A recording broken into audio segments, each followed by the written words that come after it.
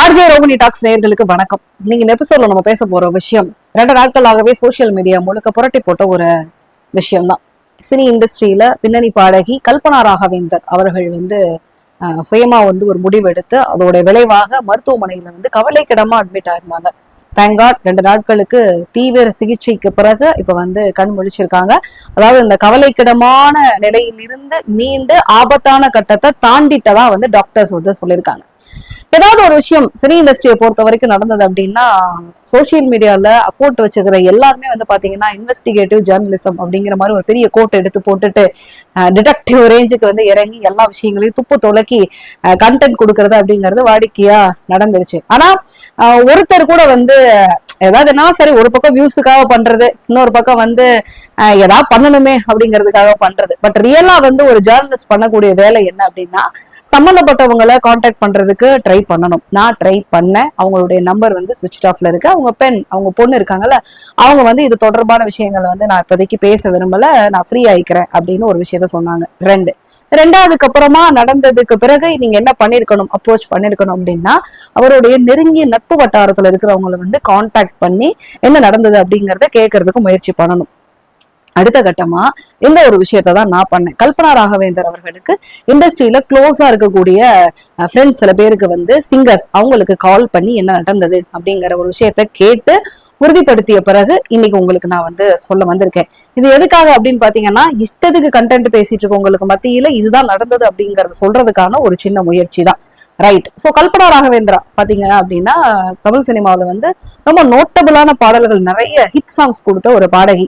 எனக்கு பர்டிகுலரா அவங்களுடைய பாட்டுல பாத்தீங்கன்னா மாயாவி படத்துல இந்த கடவுள் தந்த அழகிய வாழ்க்கை பாட்டு இருக்குல்ல, அது ரொம்ப பிடிக்கும். அதே மாதிரி காத்தாடி போல என்ன சுத்தர, அப்புறம் திருவிளையாடல் ஆரம்பத்துல மதுரை ஜில்லா அந்த பாட்டு, மாதிரி பெக்கூலியரான சிங்கருங்க. அவங்க வாய்ஸ் பாத்தீங்கன்னா தனியா தெரியும். இது கல்பனா பாடின பாட்டு அப்படின்னு சொல்லிட்டு தனியா தெரியும். கல்பனா அவங்களுடைய பின்புலம் பாத்தீங்க அப்படின்னா அவங்க அப்பா ராகவேந்திரா பாத்தீங்கன்னா TS ராகவேந்திரா, பெரிய அவரும் கம்போசர், ஆக்டர் தமிழ் சினிமாவில.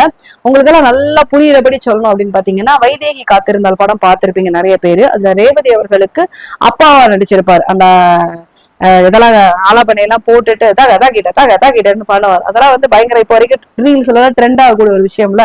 சோ அதெல்லாம் நடிகராகவும் அவர் பண்ணியிருக்காரு. எனக்கு அதுல அண்ணா நகர் முதல் தெருல அவருடைய பெர்ஃபார்மன்ஸ் எனக்கு ரொம்பவே பிடிக்கும். நிறைய படங்கள்ல முக்கியமான கதாபாத்திரத்துல நடிச்சிருக்கிறாரு TS ராகவேந்திரா அவர்கள். அவருக்கு 2 பொண்ணு. அதுல ஒரு பொண்ணு தான் பாத்தீங்கன்னா கல்பனா, இன்னொரு பொண்ணு பாத்தீங்கன்னா பிரசன்னா. அவங்க இப்ப வேறு மதத்துக்கு கன்வெர்ட் ஆகி ஒரு பிரைவேட்டான லைஃப்க்கு அவங்க லீட் பண்ணிட்டு இருக்காங்க. சோ கல்பனாவை பொறுத்த வரைக்கும் இண்டஸ்ட்ரியில நிறைய பாடல்கள் ஹிட் கொடுத்துட்டு இருந்த அதே டைம்ல பாத்தீங்கன்னா முதல் திருமணம் நடந்திருக்கு. அந்த திருமணத்தின் மூலமாக அவருக்கு ஒரு பெண் குழந்தை இருக்காங்க. சரிங்களா?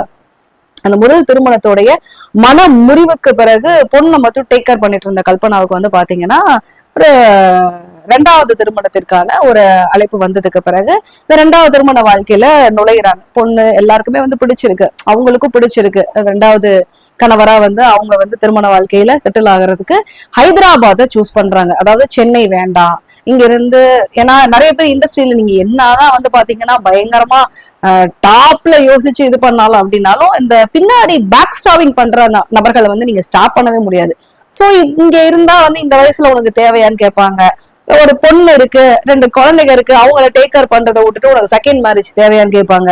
இந்த மாதிரியான வார்த்தைகள்லாம் பக்கத்துல இங்கன்னு காதுபட பேசுறத கேட்க வேணாம் அப்படிங்கிறதுக்கு தான் இங்க இருந்து கல்யாணத்துக்கு பிறகு ஹைதராபாத்ல போய் தனியா செட்டில் ஆயிட்டாங்க. சோ கச்சேரிகளுக்கு மட்டும் அவ்வப்போது அவங்க பாடல்கள் பாடி கொடுத்துட்டு போனாங்க. அதே மாதிரி ஒரு தனியார் சேனல்ல பாத்தீங்கன்னா கெஸ்டா ஜட்ஜா பண்ணிட்டு இருந்தாங்க. சோ அந்த சீசனுக்கு மட்டும் ஷூட் அப்ப திரும்ப ஹைதராபாத்ல போயிட்டு அவங்க ஒரு சக்சஸ்ஃபுல்லான லைஃப் லீட் பண்ணிட்டு இருந்தாங்க. சோ அப்பதான் பாத்தீங்கன்னா கிட்டத்தட்ட ஒரு 6 மாத காலமாகவே பாத்தீங்கன்னா அவங்க இந்த ஸ்லீப்பிங் பில்ஸ் எடுத்துக்கிட்டு இருக்காங்களாம். எதுக்கு அப்படின்னா அதிகப்படியான டிப்ரெஷன்ஸ், அதுக்கப்புறம் ஆன்சைட்டி, அதுக்கப்புறம் சில ஹெல்த் இஷ்யூஸ் அவங்களுக்கு இருக்கு. அதுல பாத்தீங்கன்னா இந்த பில்ஸ் டாக்டர்ஸ் சஜஸ்ட் பண்ணி 6 மாத காலமாகவே இந்த பில் இவ்வளவு அளவுதான் எடுக்கணும் அப்படிங்கிற அந்த வரைமுறையோட அவங்க எடுத்துக்கிட்டு தான் இருந்திருக்காங்க. பட் இப்ப 2 நாளைக்கு முன்னாடி பாத்தீங்கன்னா அளவுக்கு அதிகமான டோசேஜ உட்கொண்டதுதான் வந்து பாத்தீங்கன்னா அவங்களை ஹாஸ்பிட்டல் வரைக்கும் கொண்டு போனதுக்கு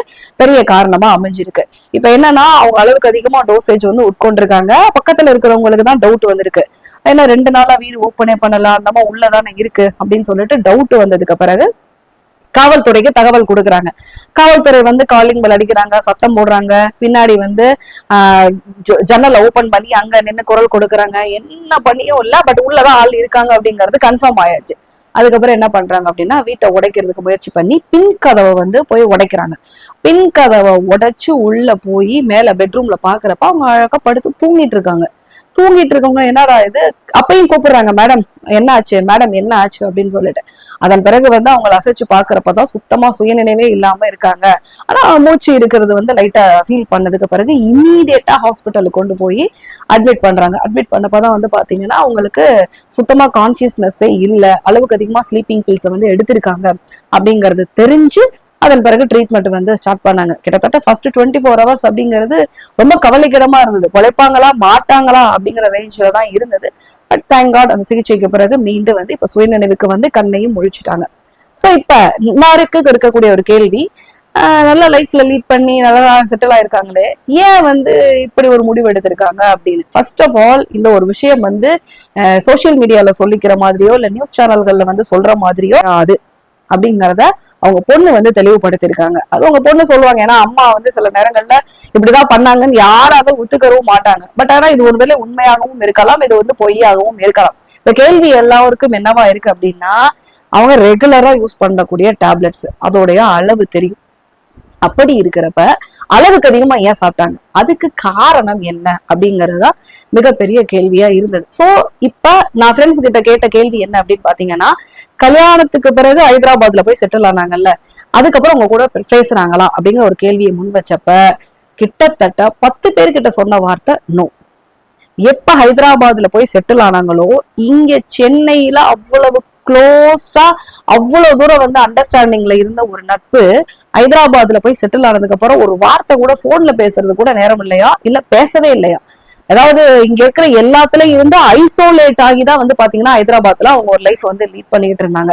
சோ இதுவே வந்து அவங்க ஃப்ரெண்ட்ஸ் எல்லாருக்குமே பயங்கர ஆச்சரியம். ஏன் வந்து கல்பனா நம்ம கூட பேசவே இல்லை, நல்லா தானே பேசிக்கிட்டு இருந்தாங்க அப்படின்னு கூட. அதாவது நான் சொன்னேன் பாத்தீங்களா, ஒரு ரியாலிட்டி ஷோல ஜட்ஜா இருந்தாங்கன்னு சொல்லிட்டு, அந்த செட்டில் இருந்தவங்க கிட்ட கூட ஷூட் அப்ப மட்டும்தான் வந்து பேசிட்டு இருக்காங்களாம். அதன் பிறகு முடிச்சுட்டு போறதுக்கு அப்புறம் எங்க இருக்காங்க எதுவுமே வந்து அந்த கான்டாக்ட் பண்ற டீமுக்கு மட்டும்தான் தெரிஞ்சிருக்கு. அவங்கள வந்து ஷூட் அப்ப டேட் மட்டும் சொல்லி, மேடம் உங்களுக்கு வந்து இன்னைக்கு ஷூட்டு, உங்களுக்கு நாங்க மாதிரி டிக்கெட்ஸ் போடுறோம் அப்படிங்கிற கம்யூனிகேஷன் மட்டும் தான் நடந்திருக்கே தவிர அங்க கூட வந்து பழகின எந்த அதர் ஜட்ஜஸ்ட கூட வந்து அவ்வளவா அவங்க வந்து கான்டாக்ட்லயே இல்ல அப்படிங்கிற ஒரு விஷயத்த சொல்லியிருக்காங்க. சோ சென்னையில இருக்கிறப்ப அடிக்கடி கச்சேரிகள்ல மீட் பண்றது, அதன் பிறகு வந்து ஹேங் அவுட் பண்றது, ஃப்ரெண்ட்ஸோட சேர்ந்து நல்லா என்ஜாய் பண்றது, ஃப்ரெண்ட்ஸ் வீட்டுக்கு போறது, இந்த மாதிரியான பல விஷயங்கள்ல வந்து கல்பனா ரொம்ப ஆக்டிவா இருந்திருக்காங்க. ஆனா இங்க இருந்து 2வது மேரேஜ் பண்ணிட்டு என்னைக்கு ஹைதராபாத் போனாங்களோ அன்னையில இருந்தே தனிமை அப்படிங்கிற ஒரு விஷயமும் சரி, தன்னை தானே ஐசோலேட் பண்ணிக்கிட்டாங்க அப்படிங்கறதா அவருடைய ஃப்ரெண்ட்ஸ் எல்லாருமே சொல்லக்கூடிய தகவலாக இருக்கு. இது வந்து எங்க எல்லாருக்குமே ரொம்ப ஆச்சரியமாவும் இருக்கு, ரொம்ப வருத்தமாவும் இருக்கு. ஏன் வந்து கல்பனா நம்ம கூட பேசல அப்படிங்கிற ஒரு வருத்தம் இருந்துகிட்டே இருக்கு அப்படிங்கிற ஒரு தகவல்ல முன் வச்சாங்க. சோ இந்த அளவுக்கு அதிகமான இந்த டோசேஜ் எடுத்ததற்கான பின்னணி வந்து பாத்தீங்கன்னா அவங்களுடைய நெருங்கிய நட்புகள் சொல்லக்கூடிய தகவலுடைய அடிப்படையில பார்த்தோம் அப்படின்னா தனிமை அப்படிங்கிற ஒரு விஷயம் தான் வந்து பாத்தீங்கன்னா அவங்கள டிப்ரெஷன் அப்படிங்கிற ஒரு ஸ்டேட்டுக்கே கொண்டு போயிருக்கு. என்னங்க ஹஸ்பண்ட் இருக்காரு, குழந்தை இருக்காங்க, என்னங்க அப்படின்லாம் கேட்பீங்க. அவங்கவுங்க அவங்களோட லைஃப்பை வந்து லீட் பண்ணிட்டு இருக்கிறப்ப இவங்களுக்கு வாழ்க்கையில ஏற்பட்ட தனிமை வந்து பாத்தீங்கன்னா அவங்கள வந்து இந்த ஒரு ஸ்டேட்டுக்கு கொண்டு போயிருக்கு அப்படின்னு தான் சொல்றாங்க. நீங்க எல்லாம் ரொம்ப அசால்ட்டா நினைக்கலாம், ஏங்க 44 வயசுல வந்து தனியா இருக்கிறது அப்படிங்கறதெல்லாம் என்ஜாய் பண்ண வேண்டியதானங்க அப்படின்னு. 25ல இருந்து ஒரு 35 வயசு வரைக்கும் நீங்க வீட்டை வந்து கதவை திறந்து பாக்குறப்ப, சப்போஸ் நீங்க ஃப்ரெண்ட்ஸோட பார்ட்டி பண்ணிட்டு வர்றீங்க, நீங்க வீட்டுக்குள்ள வர்றீங்க, அம்மாவோ அப்பாவோ நின்று கேள்வி கேட்கிறப்போ உங்களுக்கு இரிட்டேட்டிங்கா இருக்கும். என்னடா குடிச்சிட்டு வந்திருக்கியா அப்படின்னு கேட்கிறப்போ உங்களுக்கு ரொம்ப கடுப்பா இருக்கும், அப்படியே அவ்வளவு கோவம் வரும். ஆனா அத கேள்வி கேட்கறதுக்கு யாருமே இல்லை அப்படிங்கிறப்ப ரொம்ப சந்தோஷமா செம்ம ஜாலியா இருக்கும். நம்ம வேற லெவல்ல வாழ்றோம்டா மச்சான் அப்படிங்கிற மாதிரி இருக்கும். ஆனா 35ல இருந்து 45 கிட்ட போறீங்க பாத்தீங்களா, அந்த ஸ்டேஜ்ல வேலையெல்லாம் முடிச்சுட்டு வீட்டுல வந்து கதவை திறந்துட்டு பாக்குறப்ப அந்த வீடு வெறிச்சோடி இருக்கிறப்ப அப்போ ஒரு டிப்ரெஷன் வரும் தெரியுமா. அதுதான் வந்து பாத்தீங்கன்னா சொல்லவே முடியாத அளவுக்கு சோகம். ஏன்னா 25ல வந்து உங்களை கேள்வி கேட்க ஆள் இல்லை அப்படிங்கிறப்ப ஜாலியாவும் சந்தோஷமாவும் இருக்கும். அதே 35 45ல நீங்க உள்ள நுழையிறப்ப ஏன்னு கேட்கறது கூட ஆள் இல்லை அப்படிங்கிற ஒரு நிலைமை தான் வந்து பாத்தீங்கன்னா டிப்ரெஷனுடைய உச்சம். அதனால இளமையான வயசுல வந்து சில விஷயங்கள் அனுபவிக்கிறப்ப ஜாலியா இருக்கிற மாதிரி கொஞ்சம் ஏஜ் ஆகிறப்ப தனிமை அப்படிங்கிறது மிகப்பெரிய டிப்ரெஷனுக்கு காரணமா அமையக்கூடிய ஒன்று. அதனால கல்பனாவை பொறுத்த வரைக்கும் அவங்களுக்கு இருந்த தனிமை, அவங்க தன்னைத்தானே ஃப்ரெண்ட்ஸ் கிட்ட இருந்து ஐசோலேட் பண்ணிக்கிட்ட ஒரு விஷயம், இதுதான் வந்து பாத்தீங்கன்னா அவங்களை வந்து டிப்ரெஷன் ஸ்டேட்டுக்கு கொண்டு போய் இன்னைக்கு வந்து அளவுக்கு அதிகமான டோசேஜ் எடுக்கிறதுக்கு காரணமாகவும் அமைஞ்சிருக்கு. இவங்க வந்து சுயநினைவு இல்லாமலாம் வந்து அந்த பில்ஸ் வந்து எடுக்கல, எல்லாமே தெரிஞ்சுதான் எடுத்திருக்காங்க. தெரிஞ்சு எடுத்ததுக்கு பிறகு இன்னைக்கு வந்து ரெக்கவர் ஆயிருக்காங்க. பட் இதன் பிறகு அவங்களோட ரெக்கவரி ஸ்டேஜ்ல சில விஷயங்கள் எல்லாமே மாற்றி எடுத்து தன்னை தானே வந்து மீட்டு எடுத்துப்பாங்க அப்படிங்கிற ஒரு நம்பிக்கையோட நான் அந்த எபிசோட நிறைவு செய்யறேன்.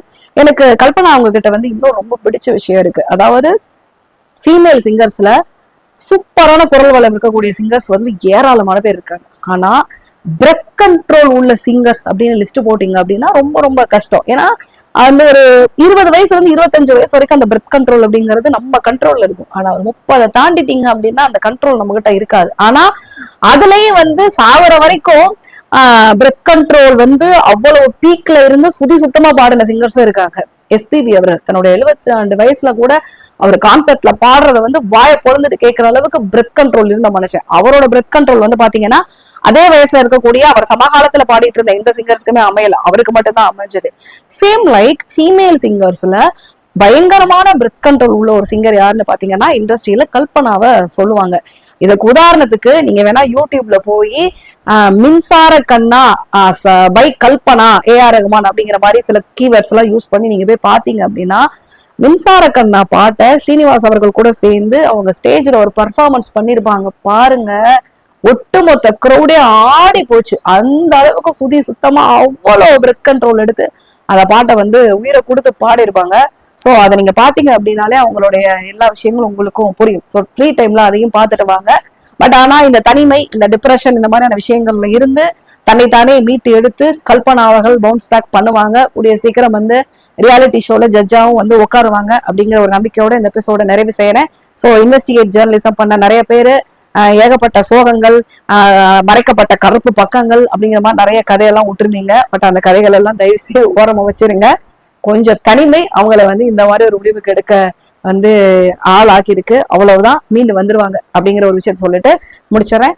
மறக்காம சேனலை லைக் பண்ணுங்க, ஷேர் பண்ணுங்க, சப்ஸ்கிரைப் பண்ணுங்க, சப்போர்ட் பண்ணுங்க. நன்றி, வணக்கம்.